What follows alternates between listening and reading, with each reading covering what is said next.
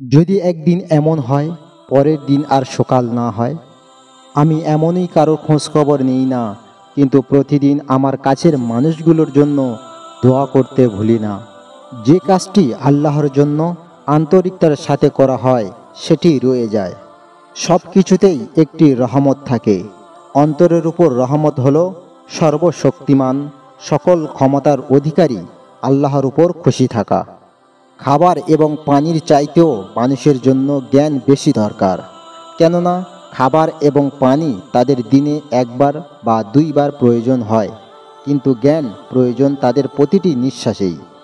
তোমরা কি দেখো না, সিংহ কেমন নিশ্চুপ হয়ে থাকে, তবু সবাই তাকে ভয় করে। কুকুর তো সবসময় ঘেউ ঘেউ করে এবং সবাই তাকে ঘৃণা করে। জ্ঞানের ভিত্তি হলো মহান আল্লাহর প্রতি ভয়, তাকওয়া। আল্লাহকে যারা ভালোবাসে না তাদেরকে ভালোবাসবেন না। তারা যদি আল্লাহকে ছেড়ে থাকতে পারে, তারা আপনাকে ছেড়ে চলে যাবে, এটাই সত্যি। হাজারজন জ্ঞানীর সাথে যুক্তিতর্কে হয়তো আমি জিতে যাব, কিন্তু একজন মূর্খের সাথে আমি কখনোই পেরে উঠব না।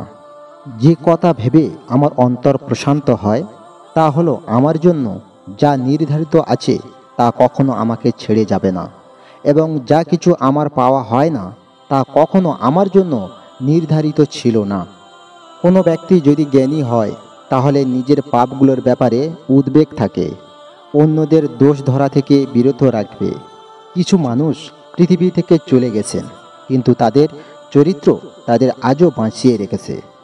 আর কিছু মানুষ বেঁচে আছে, কিন্তু তাদের চরিত্র তাদেরকে মেরে ফেলেছে।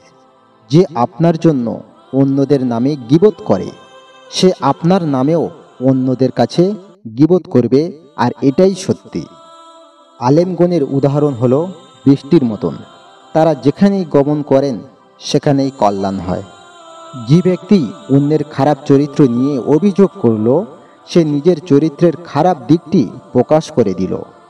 জ্ঞান অর্জন ছাড়া দিক নির্দেশনা অর্জন করা যায় না, আর ধৈর্য ধারণ ছাড়া সঠিক পথের দিশা অর্জন করা যায় না। পাপ কাজগুলো মানুষের চেহারাকে কুৎসিত করে দেয়।